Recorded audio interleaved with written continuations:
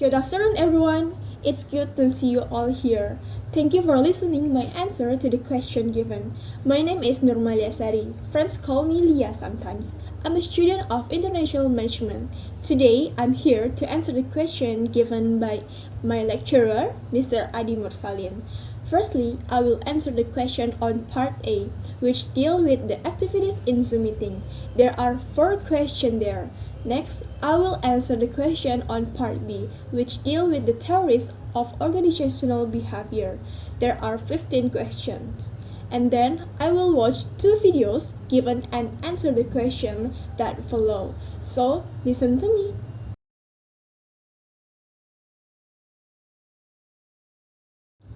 Of course, I'm active in attending OB lectures. Sometimes I ask or answer questions given by my friends who do presentations, and I also answer questions from audience when I present the material that has been determined by the lecturer.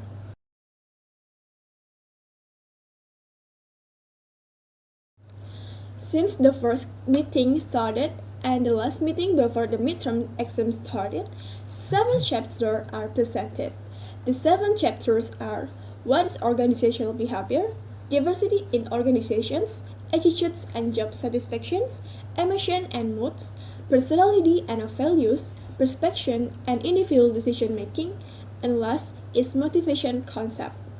I can know and mention all the material because I always follow the class and pay attention to the material given by the presenter.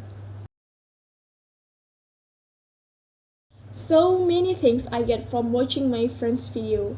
From the beginning, I didn't know the material they presented or only knew a little about their material. In the end, I knew a lot of their material because they explained in more detail about their material. With what they say, I can change my way of thinking in organizational behavior and increase my knowledge. The book is used in my study of OB is Organizational Behavior, 15th edition by Stephen P. Robbins and Timothy A. Judge, which is given by my lecturer, Sir Adi Mursalin. Functions of managers. Managers just don't go out and haphazardly perform their responsibilities.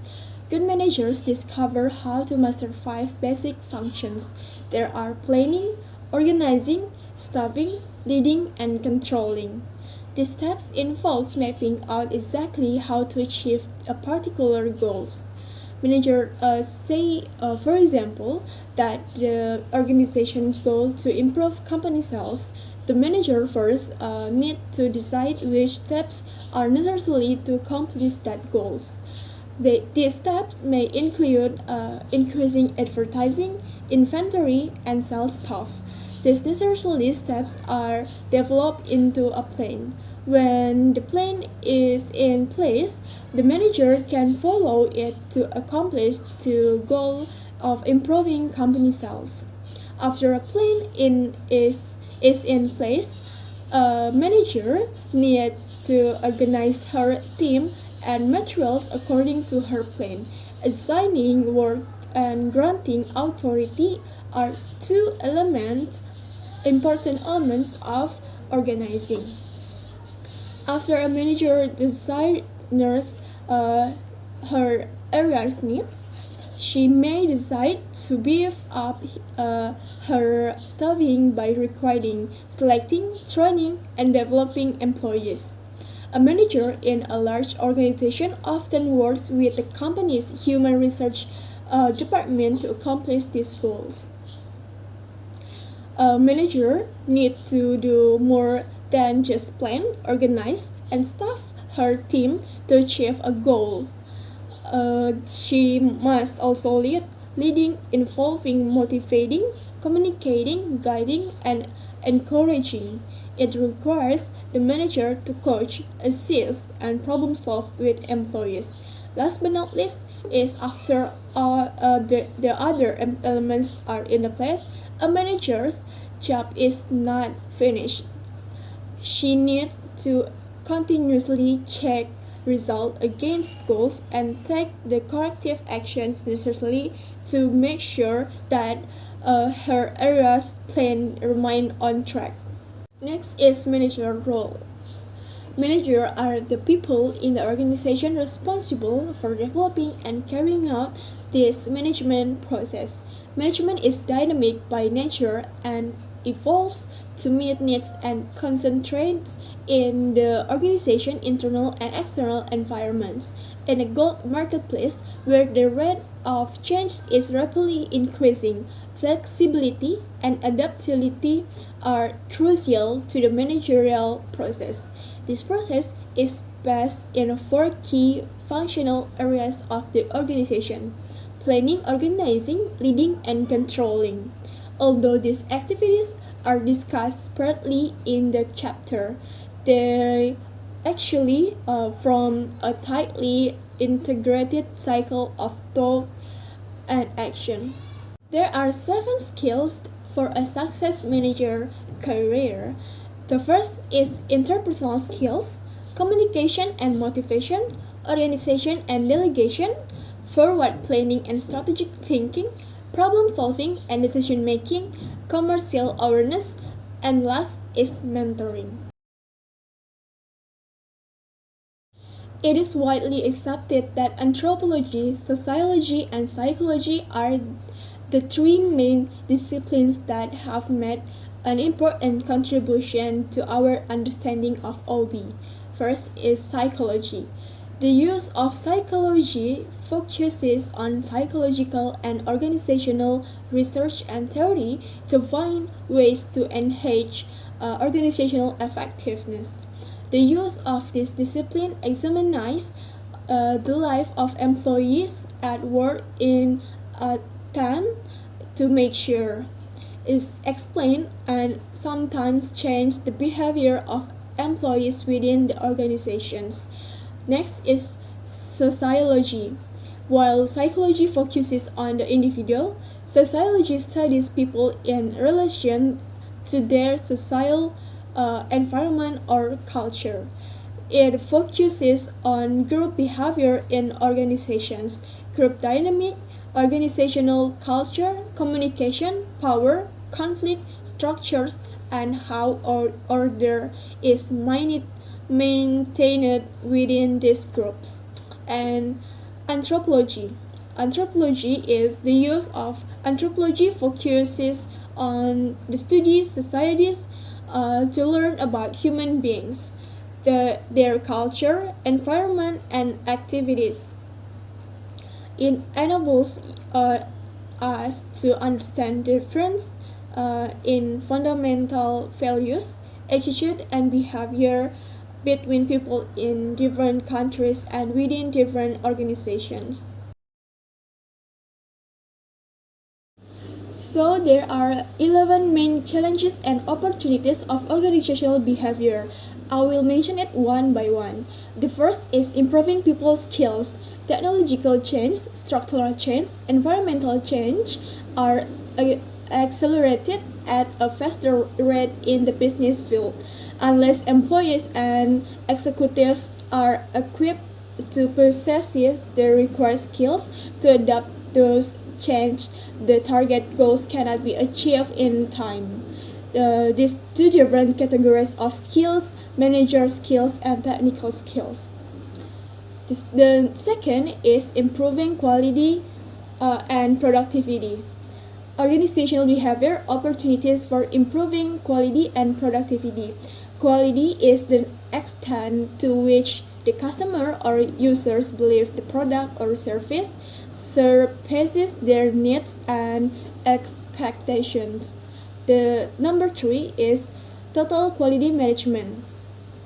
It is a philosophy of management that is driven by the constant attainment of customer satisfaction through the continuous improvement of all organizational process. Number 4 is managing workforce diversity.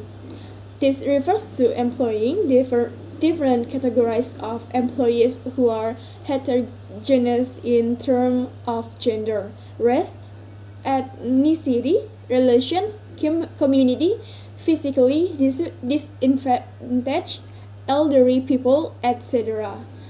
Number five is responding to globalizations. Today, business is mostly market driven, wherever the demands exist, irrespective of distance, locations, climatic conditions. The business operations are expanded to gain their market share and to remain at the top rank, etc. Business operations are no longer restricted to a particular locality or region. Number six is empowering people. The main issues is delegating more power and responsibility to the lower level card of employee and assigning more freedom to make choice about their schedules, operations, producers, and the method of solving their work-related problem. Number seven is coping with temporariness. In recent times, the product life cycle are slamming, the methods of operating are improving, the fashion are changing very fast. In those days, the manager needed to introduce major change program once or twice a decade. Number X is stimulating innovation and change. Today's successful organization must foster innovation and be proficient in the art of change. Otherwise, they will become candidates for extinction in due course of time and vanish from their field of business. Number 9 is emergence of organizations and e-commerce. It refers to the business operation involving the electronic mode of transactions. It encompasses presenting product on websites and filling the order. The vast majority of articles and media attention given to using the internet in business are directed at online shopping. Number 10 is improving ethical behavior. The complexity in business operations is forcing the workforce to face ethical dilemmas, where they are required to define right and wrong conduct in order to complete their assigned activities. And last but not least is improving customer service. OB can contribute to improving an organizational performance by showing that how employees' attitudes and behavior are associated with customer satisfaction. In that case, service should be the first product oriented by using technological opportunities like a computer, the internet, etc. There are 7 tips to manage diversity in a workplace. First, stop thinking of diversity as a buzzword. Second, make diversity part of your hiring process. Third, build connection to create talent pipelines. Fourth, make sure leadership is aligned with your goals. And fifth, examine your policies to fight system inequality. Sixth, create a culture of empathy and forgiveness. And last but not least is find your blind spot. Personality refers to individual differences in characteristic pattern of thinking, feeling, and behaving. The study of personality focuses on 2 broad areas. One is understanding individual differences in a particular personality characteristic, such as sociability or irritability. Personality affects all aspects of a person's performance, even how he reacts to situations on the job. This can lead to increased productivity of job satisfaction, helping your organization to function more efficiently. Personality can be seen as the motor which drives behavior. The Myers-Briggs Type Indicator, or MBTI, is a self-help assessment test which helps people gain insight about how they work and learn. The best of MBTI lies in identifying our preferences, which are driven through our interests, values, needs, and motivations.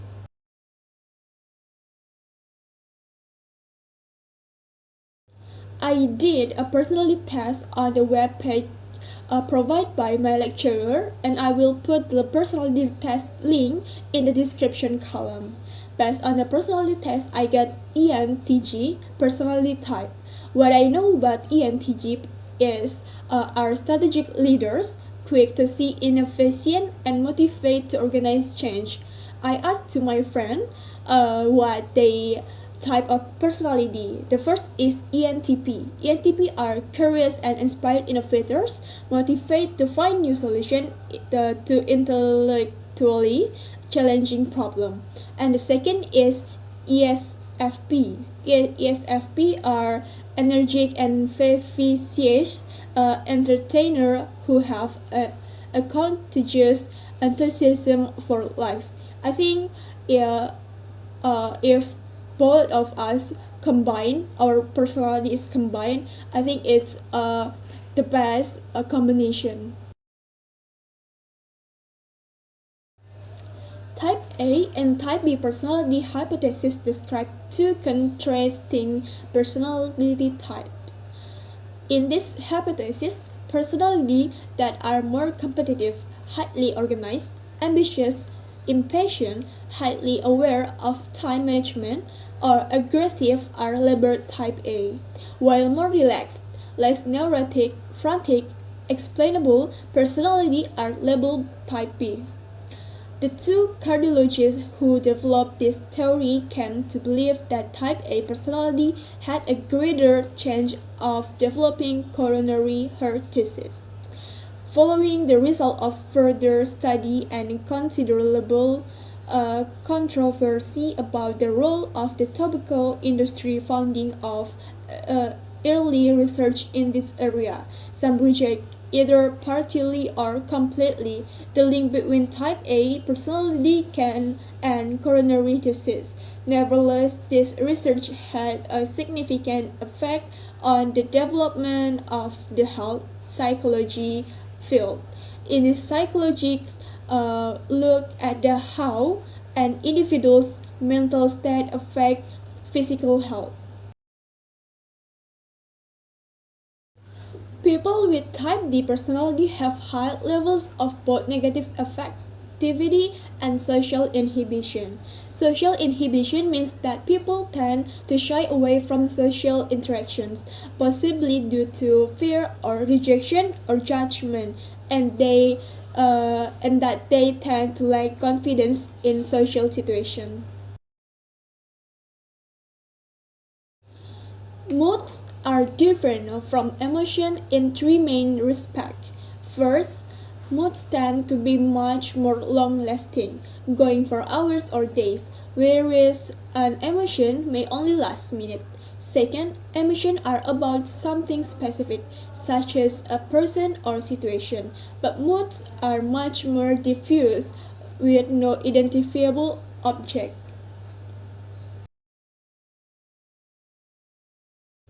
Employees' mood, emotion, and overall disposition have an impact on job performance, decision making, creativity, turnover, teamwork, negotiation, and leadership. The state of the literature shows that effect matters because people are not isolated emotional islands. Early theory of motivation are first, hierarchy of needs theory by Maslow, second, ERG theory developed by Clayton Alderfer, third, theory X and theory Y by McGregor, and last is the two-factor theory of motivation, hygiene and motivational factor of Hertzberg. In the 1950s, three specific theories were formulated and are the best known.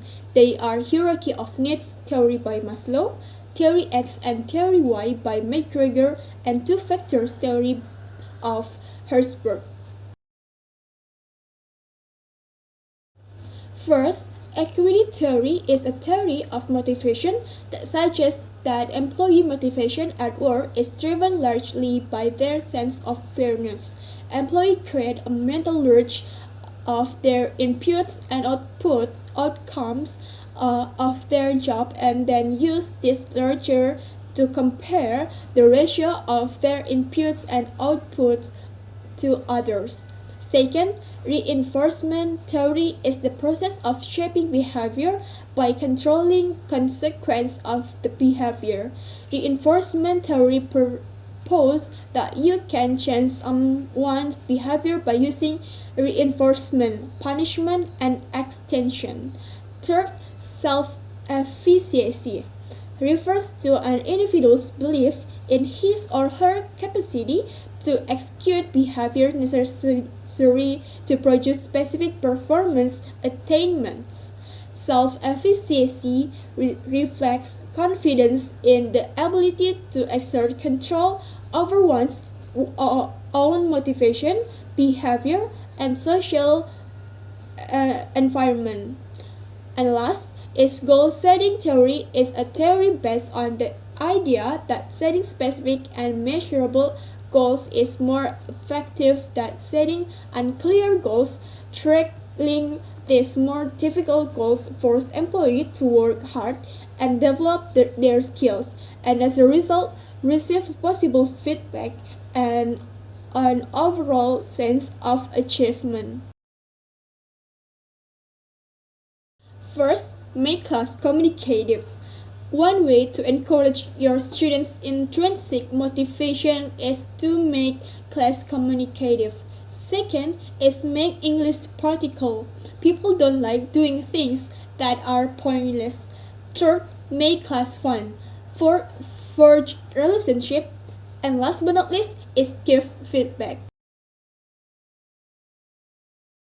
Chapter 7 discusses the concept of motivation, which at the first I only know that motivation is only words that are struck together as best as possible and can finally build our spirits or just action tagged to keep us motivated. But after I listened to the material in chapter 7, I found out that the concept of motivation is divided into theories from the smallest and the biggest things. This made me pay more attention to details about motivation, and motivation is very important and influential thing. In this part, I will answer the question based on the YouTube video which given by Sir Adi Mursalin. I will put the link in the description below. In that video, it's talking about the differences between emotion and moods. Moods can last for hours while emotion lasts anywhere from seconds to minutes at most. This is why it's easier to identify emotional triggers but difficult to pinpoint the triggers for our moods. Moods also don't have their own unique facial expressions, whereas the universal emotions do. There are dozens of personality tests that claim to provide meaningful insight into your own strengths, weaknesses, and quirks. Which personality tests are legitimate and which are more science fiction than science. In this video, we cover some of the most popular personality tests, including the Myers-Briggs Type Indicator or MBTI and the Big Five Hexaco models. Well, my friends, that's all my answer. I hope that you can understand. My pleasure. Give comments and subscribe. Thank you.